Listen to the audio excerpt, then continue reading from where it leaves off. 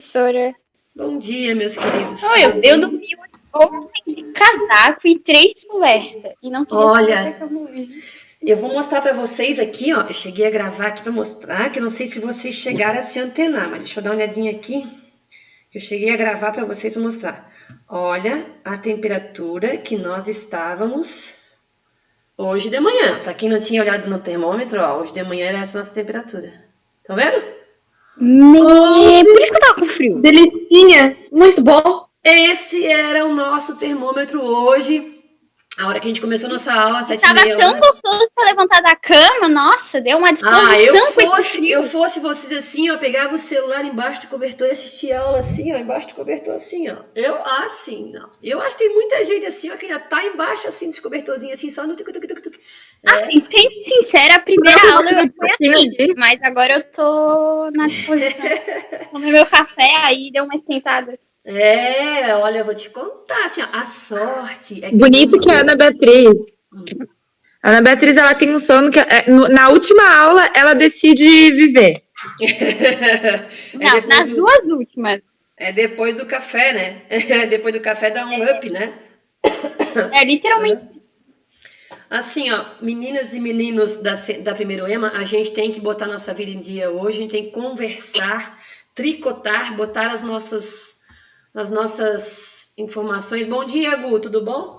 A nossa vida em dia. Deixa eu só pegar a chamadinha de vocês aqui, pra gente já resolver isso, que é a primeira coisa que eu gosto professora, de aí fazer. fica difícil. Eu já não sei nem que dia a gente tá. Olha, Mentira. tem gente que acorda assim, eu sou bem sincera assim, ó, eu tô, é tanta aula, é tanta coisa pra fazer, que eu acordo de manhã e fico assim, ó, quem? Quem? Promissor? Não, é a Elisa? É o Estado?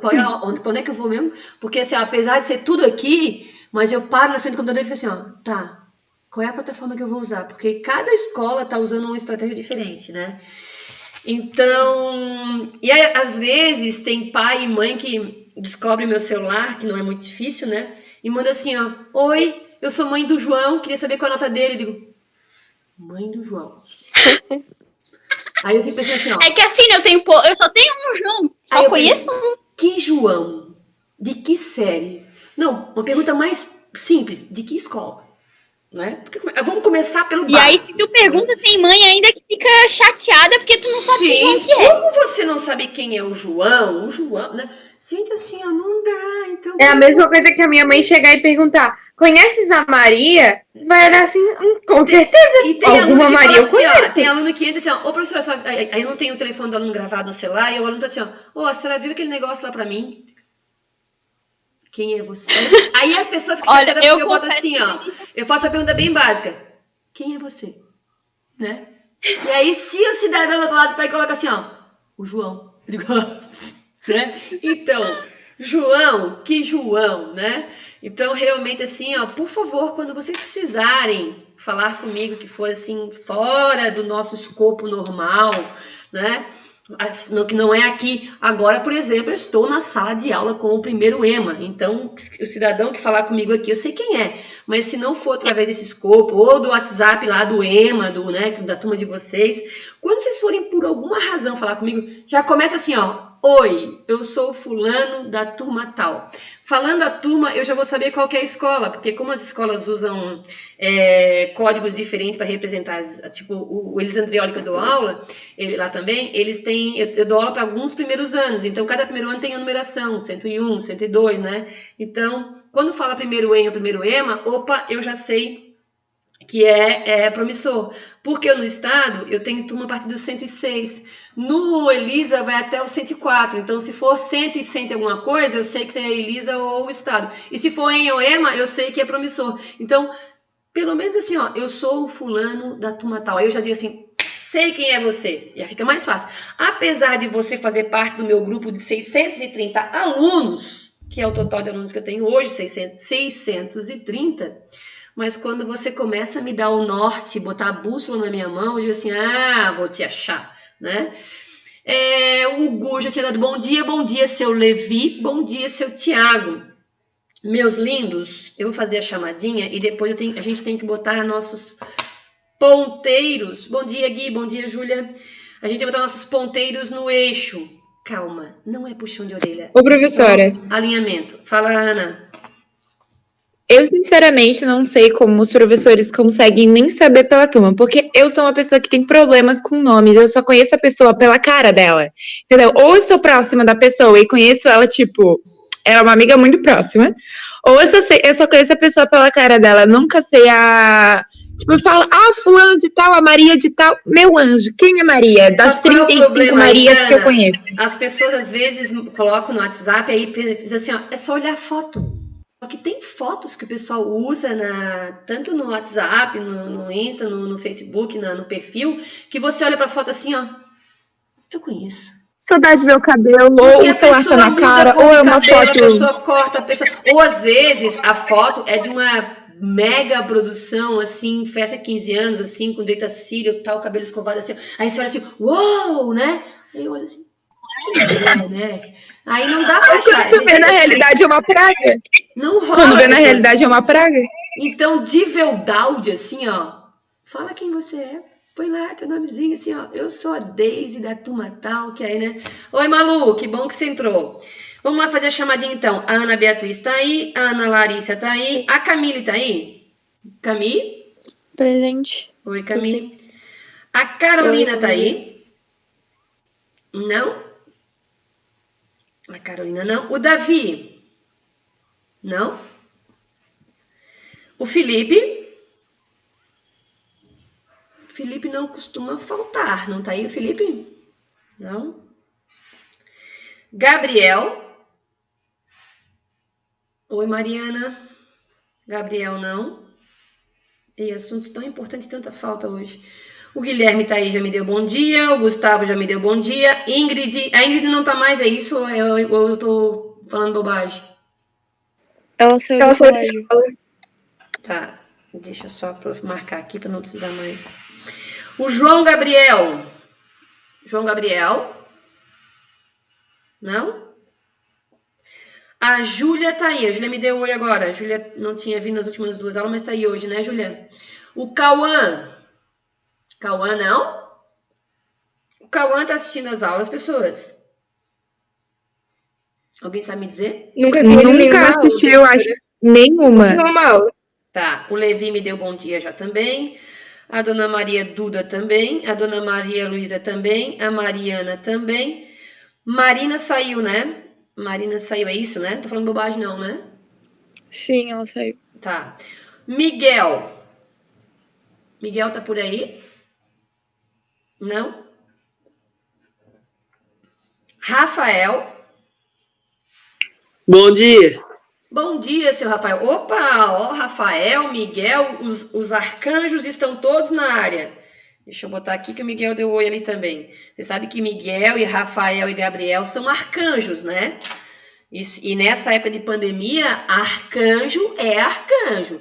São os anjos assim, ó, que nos protegem. Então, quando vocês forem rezar para os anjos, rezem para o Miguel, Rafael e Gabriel, que eles são os caras, né? Não é o Miguel Botelho que eu tô falando, e nem o Rafael Stein, né? Não são esses anjos, porque esses anjinhos da sala de aula, né? Não vão ajudar vocês na pandemia, mas os arcanjos lá podem dar uma força, né? Mas quem sabe o Rafael... Acho que nem a auréola tem, né, professora? Não sei. Ô, Miguel, tu tem aquela aureolinha lá? Hein, Rafael, tem? De anjinho? Se vocês botarem a mão assim nas costas e darem uma olhadinha aqui nos ossinhos aqui, não dá pra sentir o brotinho das asinhas assim, que vão nascer em vocês? Não? Não? Puxa, eu jurava que vocês eram um anjo. Vocês não são anjo de verdade, então? Ah, que coisa. Dona Rafaela eu Coelho. Já tenho certeza. Dona Rafaela Coelho tá aí? Rafa? Não? Sou tá por aí, já me deu bom dia, né, Dona Sofia? Oi. Tudo em ordem. Sim. Por aí, Su? Tudo, professora. Nada quebrado. Tiago tá na área, já me deu bom dia também. Tiago. O Vinícius. Vinícius, não?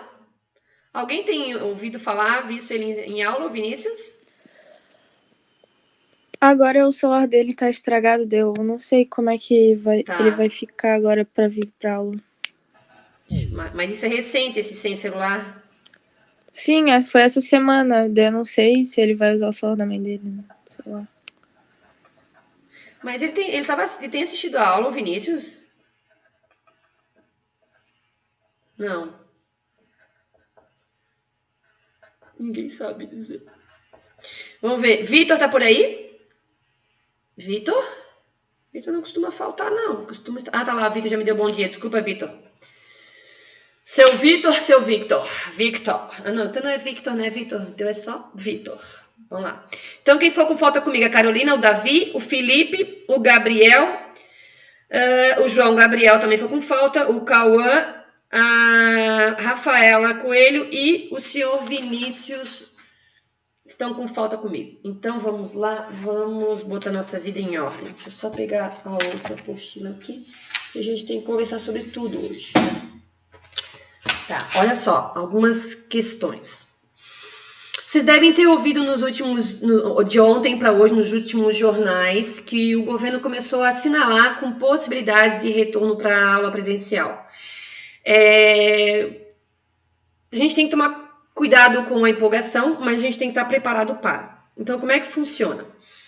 Quando nós saímos da aula presencial para a aula online, foi quase que um tombo, né? Não foi esperado, não foi uma coisa assim programada, planejada. Apesar da gente sentir a chuva chegando, foi tão súbito, foi tão rápido, né? Do dia 18 de março nós tivemos aula. No dia 19 acabou. Então, simplesmente nós não voltamos mais para a escola. Eu fico pensando assim, quem já ouviu falar sobre a explosão do reator nuclear lá na região da Ucrânia, né? Olha, como é que é o nome da região lá, especificamente, é lá no... Alguém lembra do acidente lá da nuclear lá na Ucrânia? Aquele famoso, o de Chernobyl. Chernobyl? Isso, Chernobyl. Lembrem-se que eles tiveram a explosão e meio que esconderam do povo por alguns dias, uns 3, 4 dias, e aí quando viram que a bucha ficou grave mesmo, simplesmente se cataram um monte de ônibus, foram bater na porta das pessoas e disseram, bora, desce, vambora. Foram nas salas de aula, nas escolas, disse assim, pessoal, a gente vai descer, vai sair, a gente tem que sair e tal. E as pessoas saíram sem ter muito noção do que o sair era sair de verdade. No caso de Chernobyl, bem mais grave do que a nossa situação, eles nunca mais voltaram para Chernobyl. Há 30 anos isso aconteceu. Mas dá para ter uma pontinha de sensação do que foi Chernobyl quando você pensa assim, que a gente assistiu aula na segunda-feira, que foi dia 17, na terça-feira, que foi dia 18, e dia 19 não mais. Nós tínhamos prova para fazer, a gente estava no meio da semana de provas, estão lembrados? A gente estava meio assim, e de repente a gente pensou assim, vai entrar quarentena por 40 dias sem aula, quarentena, 40, era essa a nossa sensação que a gente tinha. Passou março, né, abril, maio, junho, julho, hoje é dia 29 de julho, né, a gente tem mais ou menos assim, já faz mais ou menos uns 110 dias, né, que a gente não se vê. Esse é mais ou menos o tempo que a gente não se encontra presencialmente. As provas ficaram para trás, aquelas lá do primeiro bimestre, e a gente simplesmente não botou mais os pés na nossa sala de aula, não teve mais do nosso lado as nossas colegas de sala para contar que tá paquerinha nova, para contar que, né, tá com isso, tá com aquilo, que tirou nota boa na prova. A gente foi do dia para noite assim, no estalar de dedos, não é verdade? Então foi muito súbito. E o que eu posso dizer para vocês assim, é que o molde EAD à distância, como a gente está fazendo aqui agora, algumas escolas já trabalhavam nesse sistema quando a gente fala de curso superior. Mas no Brasil, ensino fundamental 1, 2, ensino médio, a gente não trabalhava com esse sistema. E nas universidades que dão curso à distância, que dão um curso online, existe toda uma preparação do cenário. Então, era online, mas assim, nas escolas, nas universidades que dão esse serviço online, tinha uma sala preparada acusticamente, com acústica isolada, com uma câmera especializada, com a iluminação adequada e com um servidor, né, uma parte de internet para isso. Assim como as pessoas que se inscrevem num curso online têm que estar conscientes que tem que ter tecnologia suficiente para receber as aulas online. Então, já é uma coisa assim mais organizada, mais preparada. E os professores que trabalham no EAD, em universidades que são à distância, eles têm uma capacitação para aprender a trabalhar nas plataformas, montar as provas e tal. Então, eles fazem capacitação de 6 meses, 1 ano, para ficar completamente aptos para isso. Nosso caso. Dia 18 de março acabou a aula, começo de abril a gente começou com essa roda viva. Então, em 2, 3 semanas, os professores tiveram que aprender a mexer com o EAD, que os outros levam 6 meses, 1 ano, a gente aprendeu em 3, 4 semanas. Nós, que tínhamos nosso computador carrocinha em casa para digitar a nota e tal, a gente teve que se organizar e tentar melhorar um pouquinho a nossa qualidade de tecnologia. As nossas luminárias do nosso quarto vieram nos iluminar, né? As nossas salas perderam um pedaço da sala porque se transformou em escritório, se transformou em sala de aula. Tem gente que é um pedacinho da cozinha, tem gente que é um pedacinho do quarto, né? Os cenários atrás, né? A gente acaba montando alguma coisa para ficar da melhor forma possível. E a gente vai se ajudando, né? Um berra com o outro, eu berro com a Jânia, me ajuda, o Cleiton pede ajuda, eu ajudo o fulano, a Fabiana pede ajuda e eu ajudo. E a gente vai se ajudando. Gente, eu apertei tal tecla e deu isso, o que eu faço agora?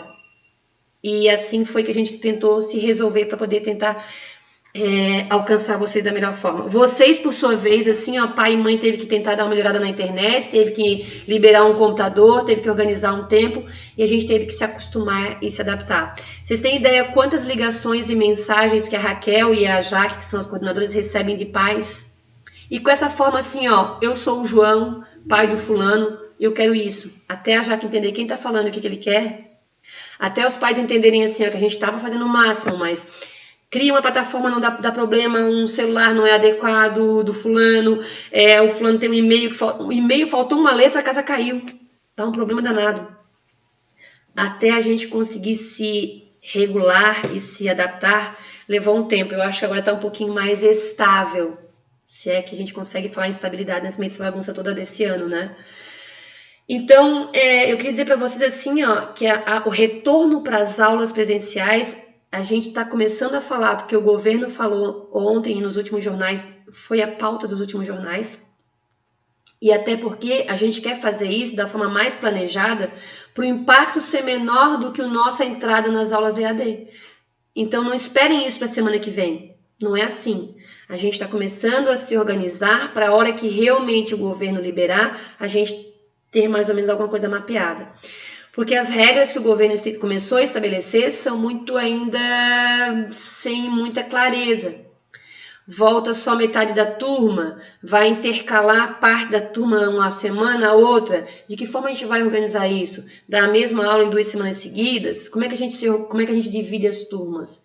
E a turma que vai ficar em casa vai fazer o quê enquanto os outros estão em sala de aula tendo aula? Então está sendo tudo muito planejado para saber como a gente vai poder se organizar para isso. Tá? A gente já começou a pensar, mas isso não é para semana que vem, nem para outra. Mas nós já estamos começando a nos organizar. Até porque a gente pensa assim, já começou a ter algumas vacinas, né? Então, ou agora, ou em janeiro ano que vem, ou em março, uma hora a gente vai voltar, né? Ou presencial, ou se vai continuar online, a gente tem que tá com mais ou menos uma coisa planejada, né?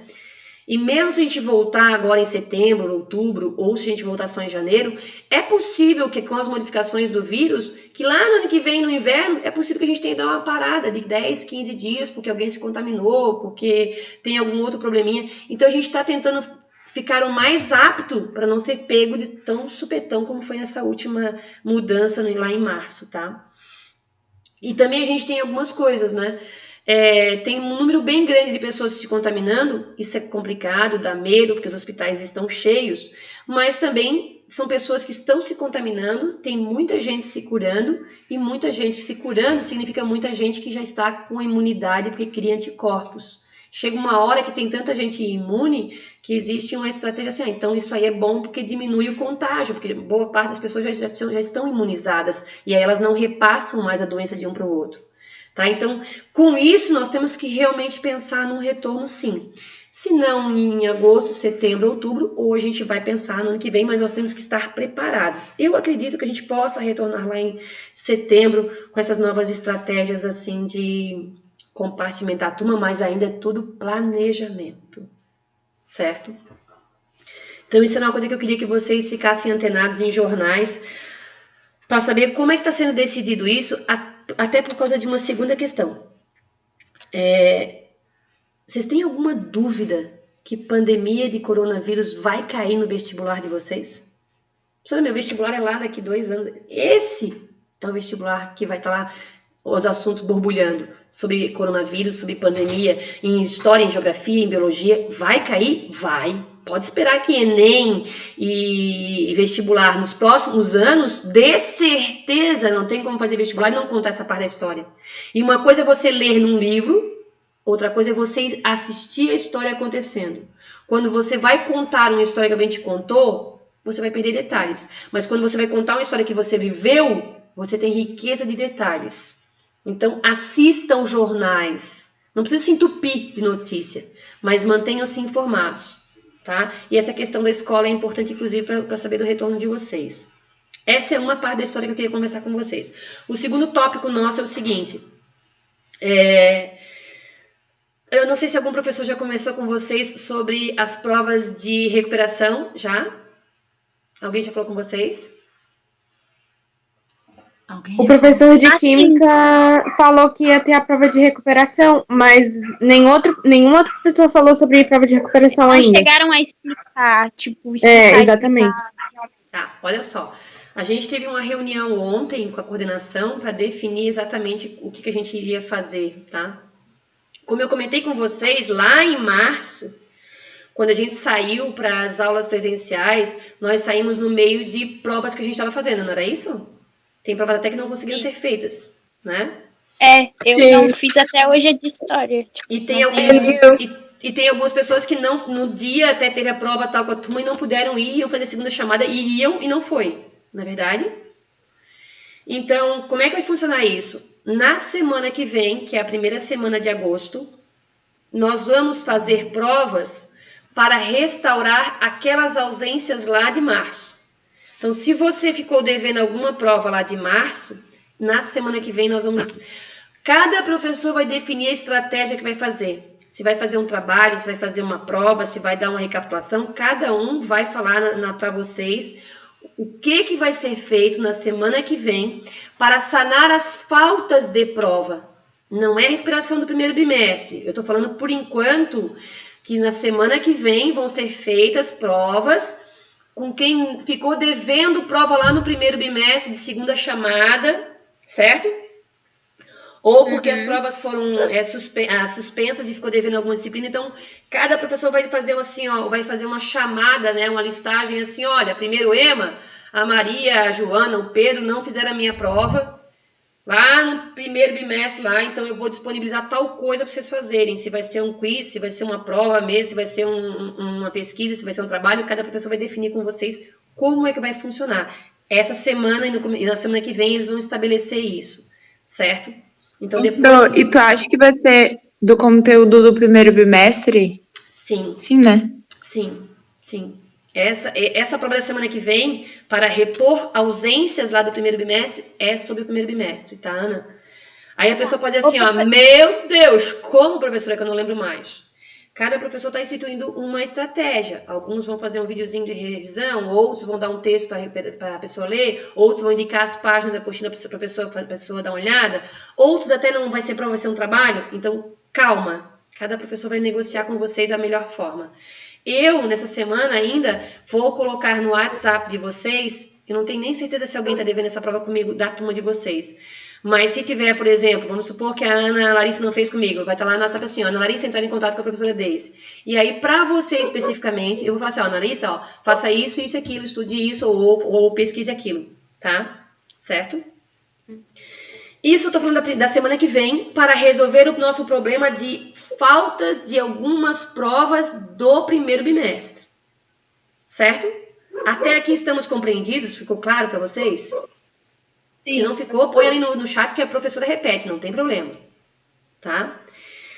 Essa é uma questão. Qual é a segunda questão? Na segunda semana de agosto, ou seja, não é semana que vem, a outra. Segunda semana de agosto, nós vamos fazer uma prova de recuperação do segundo bimestre. Certo? E aí eu já vou avisar os senhores e as senhoras que a nossa recuperação, na segunda semana de agosto, é relacionado ao segundo volume da apostila. Essa nota da recuperação, assim como era lá na aula presencial, vai substituir a nota mais baixa que você tirou no segundo bimestre. Só vai fazer essa prova de recuperação quem está com média abaixo de 7.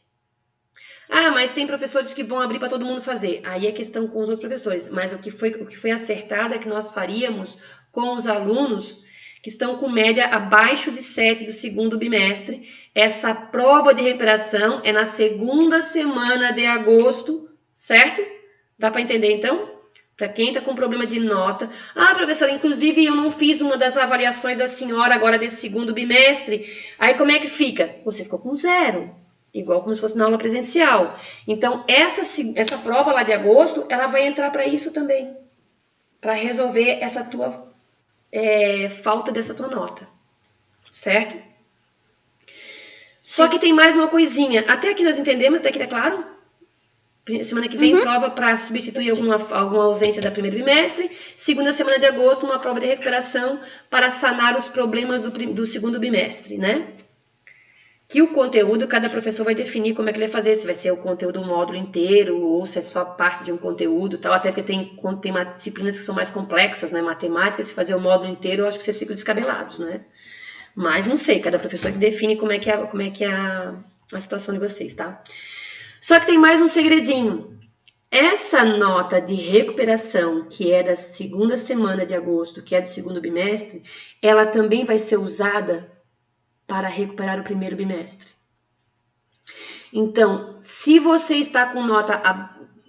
fez a prova essa semana que faltava e ficou com média abaixo de 7, ou mesmo com as notas que você já tinha lá, você ficou com nota abaixo de 7 no primeiro bimestre, essa recuperação, essa nota da recuperação do segunda semana de agosto, que vai ser de acordo com o conteúdo do segundo bimestre, também vai ser usada para dar uma mão para ajudar para quem ficou com nota abaixo de 7 lá no primeiro bimestre.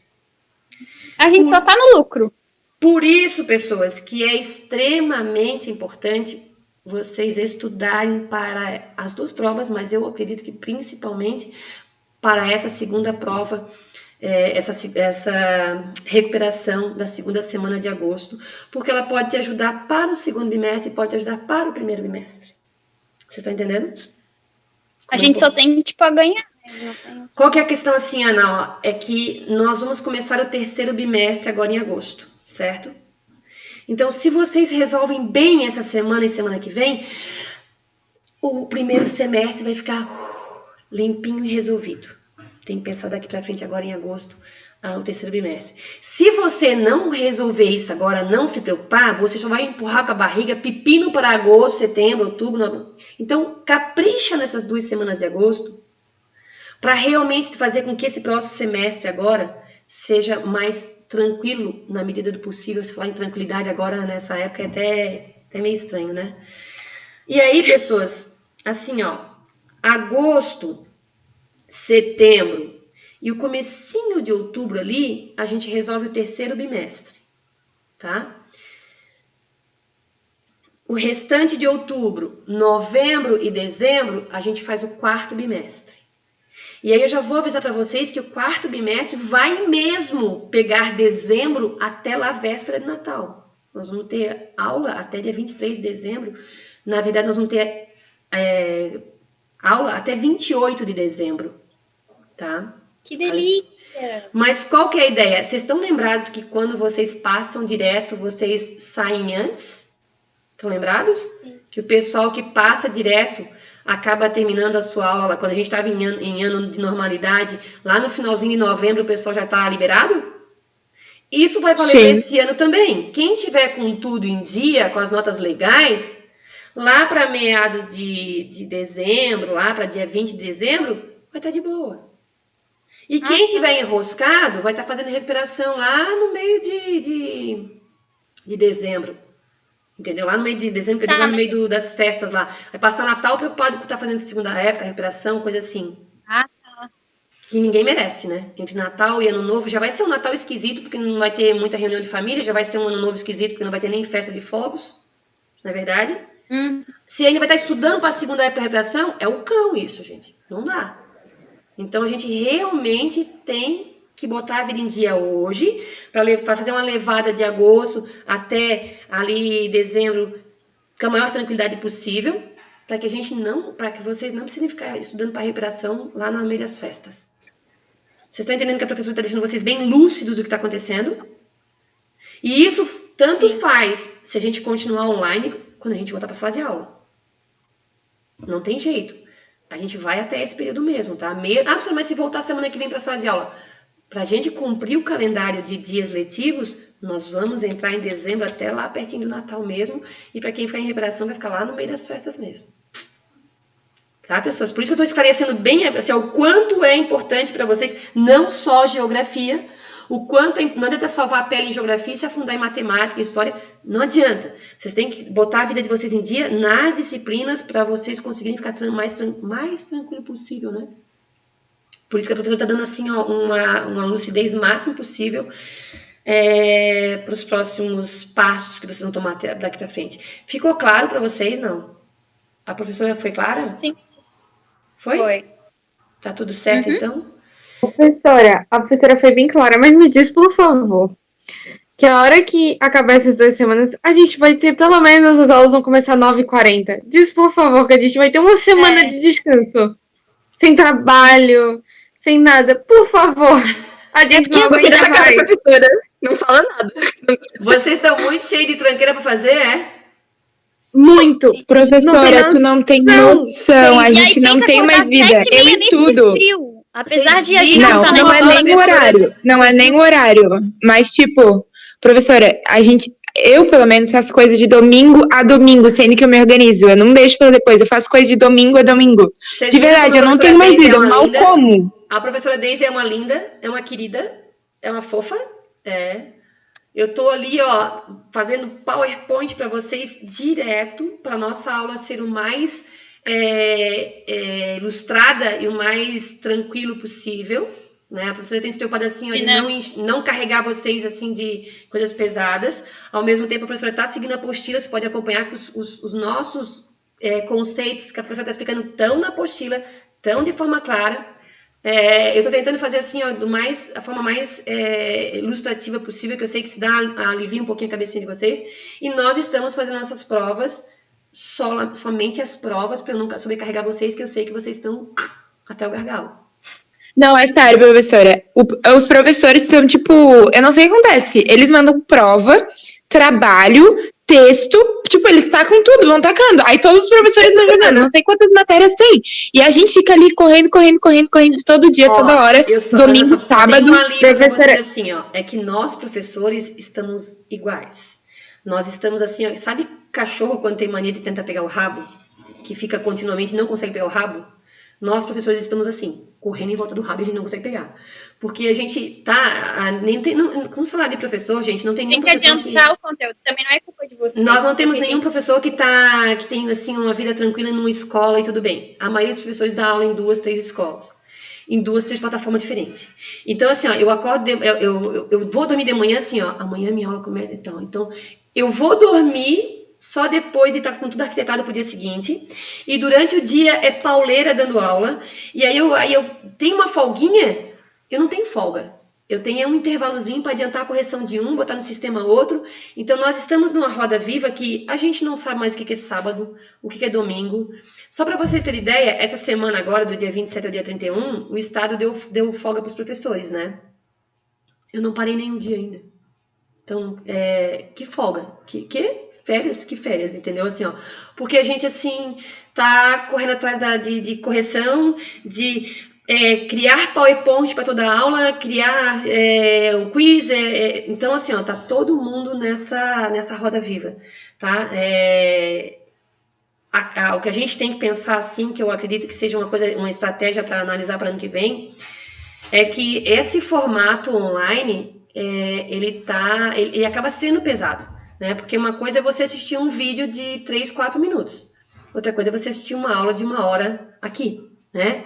Chega uma hora assim que tu já não aguenta mais olhar a cara da professora assim no computador assim, ó. Eu tô começando a começar a pensar em vir fantasiada, assim, ó. Um dia eu venho de peruca, um dia eu venho loira, né? Pra ver se Ai, vocês, professora, ia assim... ser interessante. Olha, eu vou pensando na ideia, assim, né? Um dia eu venho, assim, vestida de menino, assim, né? Então eu venho com barro, assim, e tal. Quem sabe, assim, ó, vocês aliviam um pouquinho, dizer assim, ó. Ai, de novo? Aquela cara de novo? Meu Deus do céu. Eu até fiz a unha essa semana. Vocês viram que linda que tá a minha unha, assim, ó? Então, pra ver se, né?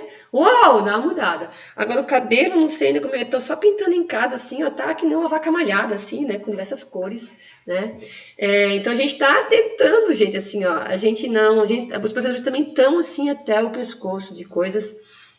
E eu vou voltar a dizer pra vocês, assim, ó. Como a gente entrou no EAD muito súbito, a gente ficou aquelas 2 semanas parados, aspas, vocês estavam parados, a gente estava tendo curso para poder lidar com as ferramentas. Então, na verdade, o conteúdo deu uma travada e a gente está devendo. Nós estamos devendo dias, nós estamos devendo conteúdo.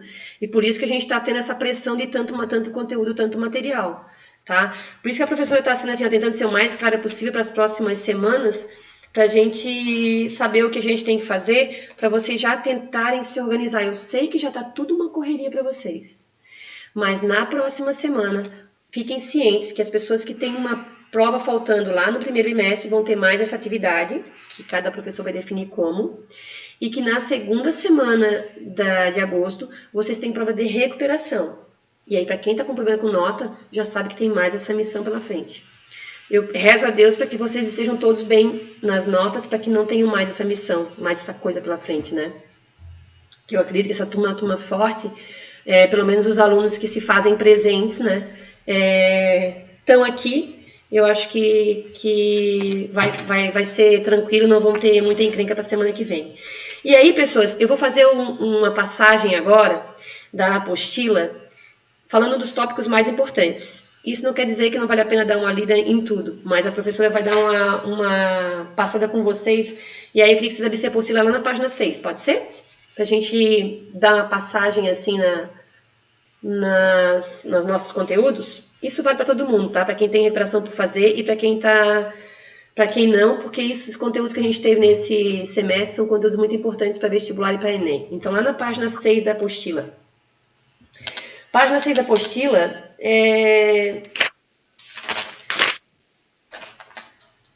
a gente sabe que o nosso planeta está em constante transformação, né? Ele é dinâmico. Mesmo as rochas que a gente vai paradinha lá, passa todo dia por ela tá se transformando. Quando a gente compara com o tempo de existência do ser humano, é difícil imaginar que a rocha, que aquela pedra gigante está passando por desgaste, está se modificando, mas tá. E para analisar e entender um pouquinho mais a Terra, a gente dividiu ela em sistemas, em esferas. Então nós temos a esfera da camada gasosa que tem em volta da Terra, que é a atmosfera. Nós temos a esfera da camada rochosa, da casca rochosa que compõe a Terra, que a gente chama de litosfera. Nós temos ainda a camada de toda a água que tem no nosso planeta, nos rios, mares, oceanos, nós chamamos de hidrosfera. E esse semestre nós partimos para falar especificamente da litosfera, que é justamente sobre essa camada rochosa. Nós temos que pensar que quando a gente pensa nós temos que lembrar que quando a gente pensa na Terra, ela é um planeta que faz parte de um sistema que se formou há 4,5, mais ou menos, entre 4 e 4,5 bilhões de anos. O universo é mais antigo, tem em torno de 12 a 15 bilhões. O sistema solar, em torno de 4,5 bilhões. Marte, Urano, Netuno, Sol, nós somos contemporâneos, nós somos do mesmo período, em torno de 4 a 4,5 bilhões de anos. O nosso planeta era uma bola de rocha derretida que aos poucos foi passando por um processo de resfriamento e começaram a se originar as primeiras rochas. Então as primeiras rochas do planeta foram ígneas ou magmáticas. Só que a gente tem que parar para pensar que essas rochas ígneas e magmáticas lá do início vieram passando por diversas transformações. Não são as mesmas, as rochas que nós encontramos hoje, mesmo as ígneas, já foram rochas que foram ígneas, foram desgastadas, viraram sedimento, voltou a se derreter, voltou a ser rocha ígnea, passou por metamorfose. Então essas rochas têm passado por diversos processos. Tomar cuidado quando a gente está falando da Terra, que a gente fala que é o tempo geológico, 60 milhões de anos, 100 milhões de anos é sim algo recente. Porque se eu estou falando de tempo geológico, de tempo da Terra, eu estou falando de uma coisa que se formou há 4 bilhões e meio de anos atrás. Então, comparar 60 milhões com 4 bilhões, 60 milhões é recente. 100 milhões é recente. Eu não posso comparar com a existência do ser humano, que vive 100, 110 anos quando vive muito, né? Então, tempo geológico, 100 milhões de anos, 60 milhões de anos, é recente sim, tá? A gente pensa na Cordilheira dos Andes, que é esse o tempo que ela tem mais ou menos, uns 60 milhões de anos, tá? Eu não vou cobrar na prova de recuperação lá sobre aquele quadro do tempo geológico, o que acontecia no período na era paleozoica, na era mesozoica, não vou cobrar isso, tá? Quem é mais forte na cobrança desse assunto assim, mais detalhado, geralmente é a disciplina de História. Lá na página 10, no topo da página 10, nós temos um mapinha lá do Pangeia, que era como nosso último grande continente foi o Pangeia. E antes da divisão, ele tinha um único oceano em volta. Então aqui, ó, do lado dessa imagem aqui, nós temos falando que era um único continente chamado Pangeia e que em volta dele tinha um único oceano chamado Pantalassa. Quando aconteceram as primeiras divisões, aí tá aqui, ó, dividiu ao norte Laurásia e ao sul Gondwana, tá? Tá aqui nessa apostila na página 10 lá, certo? Depois foram sucessivamente, né, ocorrendo outras divisões. Eu não vou cobrar de vocês que a África, que a América do Sul saiu da Gondwana, que a Ásia, que a América do Norte saiu da Laurásia. Eu não vou cobrar essa parte tão detalhada de vocês, mas é legal que vocês tenham noção sobre isso, tá? Depois, pessoas, lá na página 13, nós começamos a falar do que são os minerais e o que são as rochas. Então, lá na página 13, nós temos lá o que é mineral, né? Que eles são elementos, na sua maioria, sólidos, inorgânicos, formados, né? São elementos, combinações de diferentes elementos químicos, tá? Então, lá na página 13, começa a falar dos minerais. E aí, na página 14, desculpa, na 13, na 14, na 14 fala do ciclo das rochas. Assim como a água evapora, condensa, forma chuva, chove, escorre no nosso continente, essa água está o tempo todo nesse processo dinâmico, as rochas também passam por esse processo, que a gente chama de ciclo das rochas. A rocha magmática vai sofrer desgaste e virar sedimentos. Esses sedimentos podem ser compactados e dar origem à rocha sedimentar. Essa rocha sedimentar pode passar por um processo de aquecimento e pressão e se transformar na metamórfica. Pode ser empurrada lá para fundo e derreter de novo, virar magma. Esse processo contínuo que a rocha fica passando é chamado de ciclo da rocha. E aí aqui na página 15, nós temos ali justamente ilustrando esses diversos processos que as rochas ficam passando desde a formação do nosso planeta, tá? Depois, eu gostaria que vocês fossem lá para a página 18. Lá na página 18, explica sobre o sismógrafo, que é o equipamento que mede as vibrações da nossa crosta, que ocorrem em função das placas tectônicas se movimentarem, ou ocorrem em função da pressão da lava, do magma lá embaixo da Terra antes de uma erupção. Então, para medir essas vibrações da crosta, a gente usa o sismógrafo. Quem quiser marcar do lado aqui, ó, do sismógrafo aqui, ó, tem a explicação sobre ele, tá? Na página seguinte, na página 19, tem aqui a explicação que fala a principal divisão da Terra, ela é em núcleo, manto e crosta. Se nós usarmos aqui especificações mais detalhadas físicas e químicas, nós vamos ter outras formas de classificação. Mas o básico é que a Terra é formada por núcleo, crosta e manto. E essa crosta são placas, olha as placas tectônicas aqui, ó, que estão em cima desse magma aqui, ó. Só que esse magma no interior da Terra não está parado, ele está em constante movimento. Por que ele se movimenta? Porque materiais com temperaturas diferentes têm pesos diferentes. Então vamos imaginar aqui, ó, o magma aqui na base, ele está mais perto do núcleo. O núcleo aqui é a parte mais quente da Terra. Ou seja, esse magma que está perto do núcleo está mais quente. Mais quente, ele fica mais leve. Ele tem uma tendência a subir.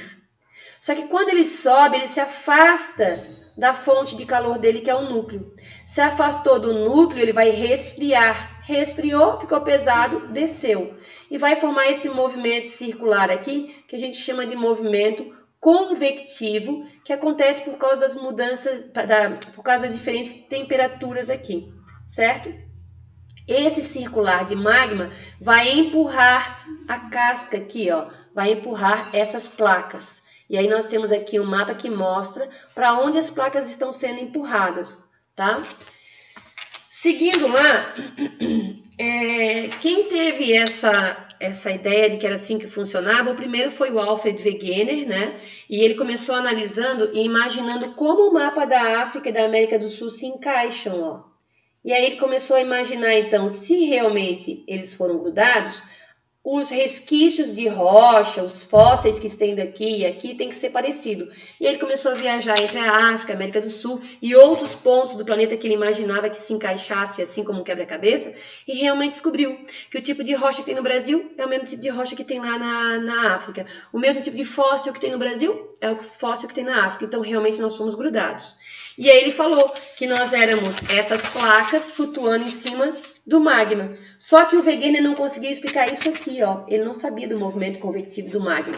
E aí a teoria de Wegener, que é a teoria da deriva continental, porque ele achou que a gente estava derivando, que a gente estava solto essas placas em cima do manto sem destino. Ele não sabia como é que podia ser orientada essa movimentação, o que era essa força que nos movimentava. Ficou guardada essa teoria até 1950, porque não conseguia provar o que mexia com as placas. E aí, em 1950, aí a teoria dele foi aprimorada, e aí já está aqui na página 21, ó, aqui em cima, na 21, em cima fala do Alfred Wegener.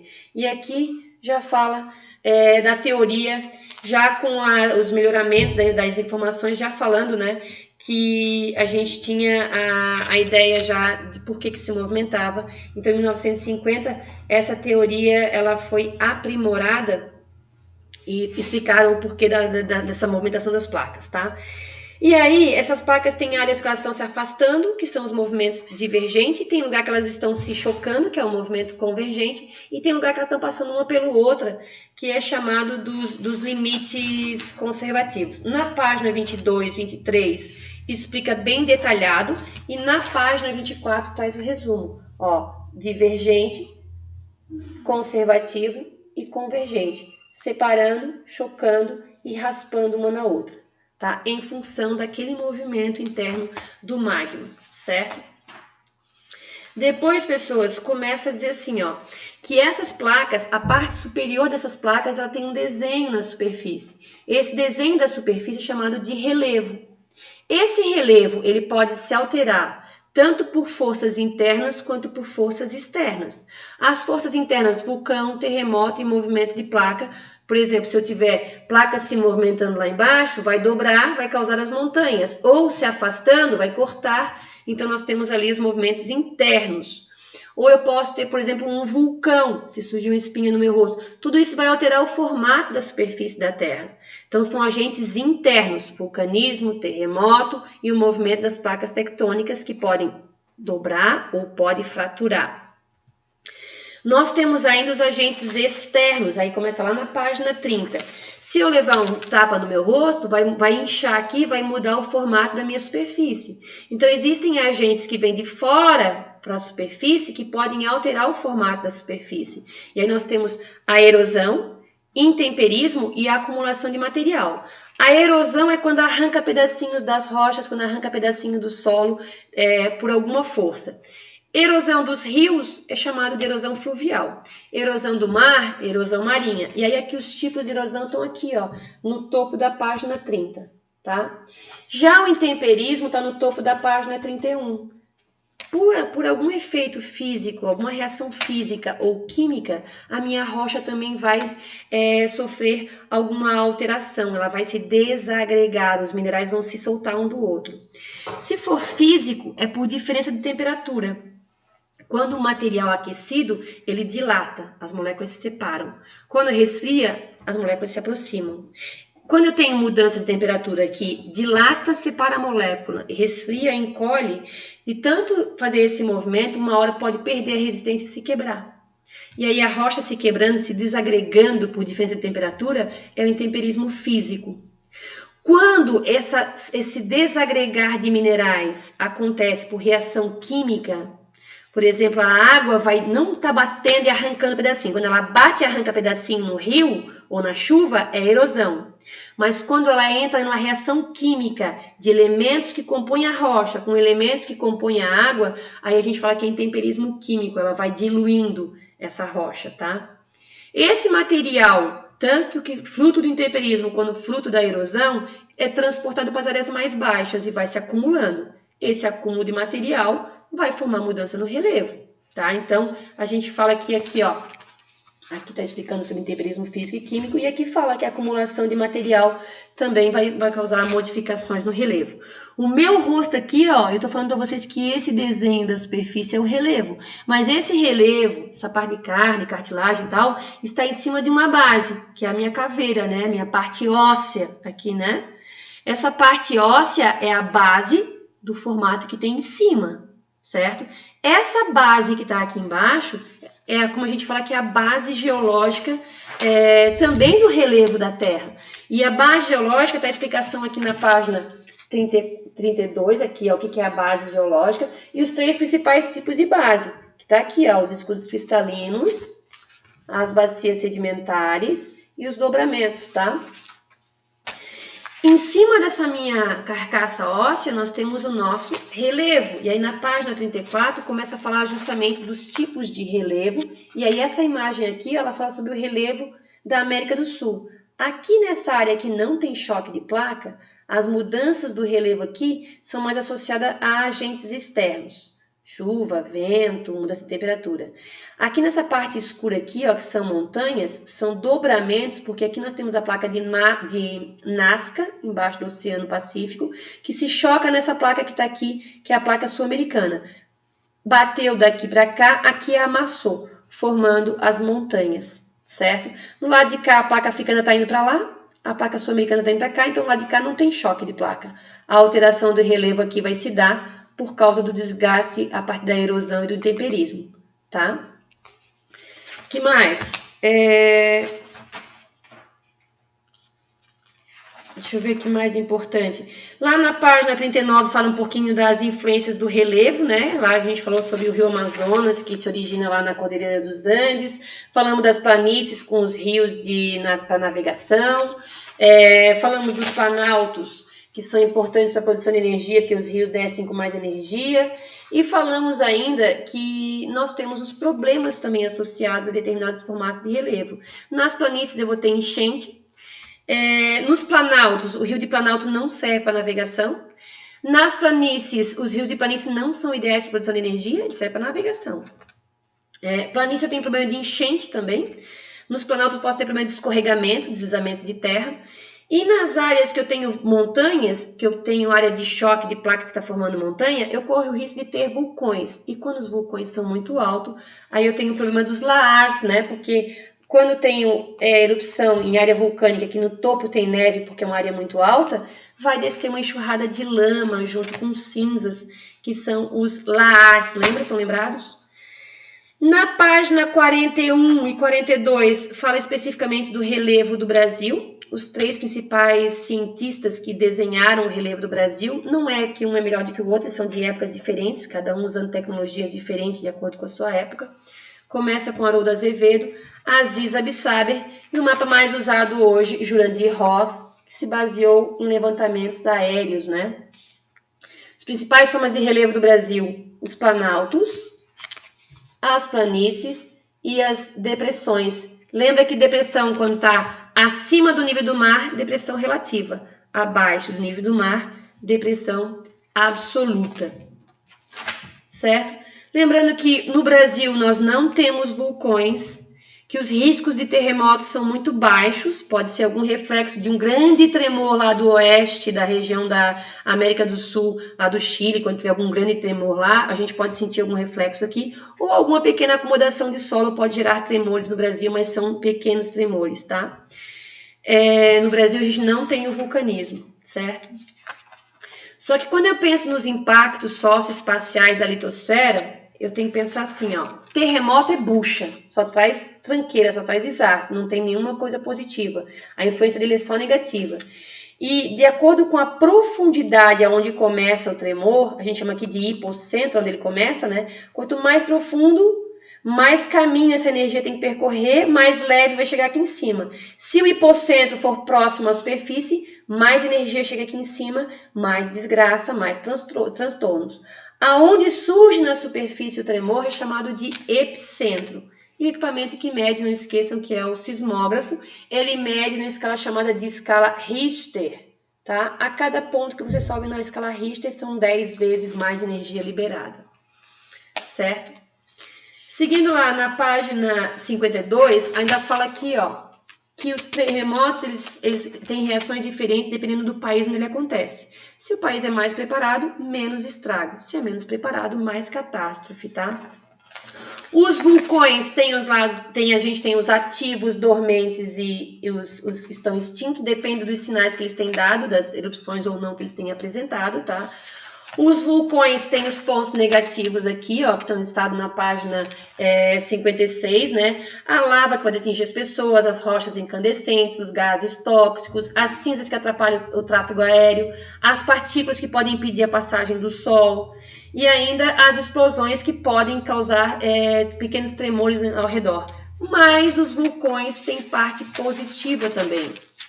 Aonde é a área de vulcão, que a água se infiltra, a água aquece, formando, então, piscinas térmicas. Pode ser usado para a produção de energia geotérmica, né? O vapor dessa água que sobe pode ser usado para a produção de energia geotérmica. E o solo em torno dos vulcões são solos férteis muito legais para a produção de agrícola, certo? No Brasil, nós não temos vulcões, raros terremotos, mas nós temos uma outra encrenca que são os movimentos de massa. Na região de Serra, de Planalto, podemos ter aqui, ó, quedas e rolamentos, tombamentos, escorregamentos e escoamentos, que são os movimentos de massa que causam tantos transtornos quando acontecem em área ocupada pela população. Aí é um problema. Quando não, é só um fenômeno da natureza que logo se restaura e se resgata. O que eu quero dos senhores e das senhoras agora? Faça os exercícios. Ficar com dúvida, lê de novo o conteúdo. Se ainda persistir alguma dúvida, aí pode procurar no privado, na parte do WhatsApp, principalmente o pessoal que vai fazer prova comigo, tá? Certo? Valeu o Remember aqui? Foi bom? Sim, professora. Com certeza. Foi ótimo. Vocês viram como vocês aprenderam bastante coisa esse semestre? Esse bimestre? Sim. A gente vai fazendo os conteúdos assim, ó, e a gente tem ideia de, será que eu aprendi alguma coisa? Mas eu tenho certeza que quando eu fui falando o conteúdo aqui, as coisas foram startando na cabecinha de vocês, assim, como se fossem links, abrindo assim, ó, isso eu sei, isso eu lembro, né? E uma coisinha ou outra a gente acaba emendando, agora eu entendi isso, por que é assim? Né? Então a gente dá essa costurada no final, eu acho que é bastante válido. E Emma, tudo certo aí? Tudo. Valeu?